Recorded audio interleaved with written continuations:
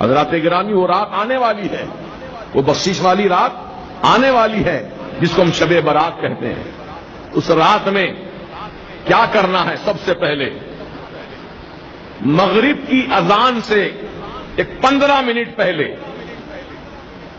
جیسے کہ 40-42 پر اذان ہو رہی ہے، تو آپ 5:25 پر بیٹھ جائیے ہاتھ میں تسبیح لے کر، اور 100 مرتبہ درود پاک پڑھیے، اور 40 مرتبہ لا حول ولا قوت الا باللہ العلی العظیم پڑھیے۔ تو اس عمل سے اللہ پاک 80 سال کے گناہوں کو معاف فرما دیتا ہے۔ آپ کہیں گے حضرت 80 سال کے گناہ بخشے جاتے ہیں اس عمل سے، میری عمر تو 80 سال کی ہوئی نہیں، پھر 80 سال کی عمر نہیں ہے تو 80 سال کے گناہ بھی نہیں ہیں۔ بات سمجھیں ہری بات؟ اب آدمی اگر 80 سال کا ہے تو 80 سال کے گناہ بھی ہوں گے اس کے، لیکن جس کی عمر ہی 80 سال نہیں ہے، ابھی تو 10 سال کا ہے، 15 سال کا ہے، 20 سال کا ہے، 25 سال کا ہے، وہ پوچھتا ہے کہ میری نیکیاں تو، میرے گناہ تو اتنے نہیں ہیں، میں تو 25 سال کا ہوں، بھی 80 سال تو اور آگے بہت زیادہ مجھے جینا ہے۔ تو اس کے لیے بشارت یہ دی گئی، اے نوجوان، 25 سال کے جو گناہ تیرے ہوئے وہ تیرے گناہ معاف کر دیے جائیں گے، اور جو سال بچے ہیں 25 کے آگے جو سال بچے ہیں وہ تیرے ماں باپ کے گناہ بخشے جائیں گے۔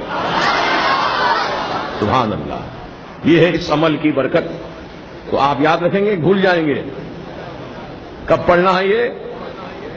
مغرب کی نماز سے پہلے، اذان سے پہلے۔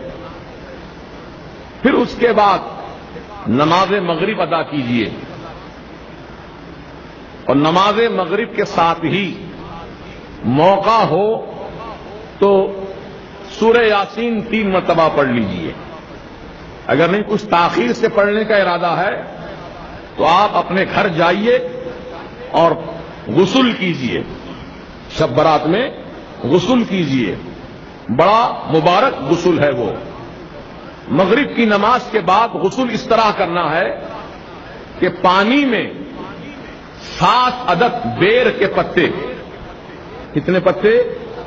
7 عدد بیر کے پتے پانی میں ڈال کر گرم کرو، ہر ایک آدمی کے 7 پتے، ایک آدمی کو غسل کرنا، 7 پتے ڈالے، پانی کو تھوڑا گرم کر لے، پھر اس پانی سے غسل کرے۔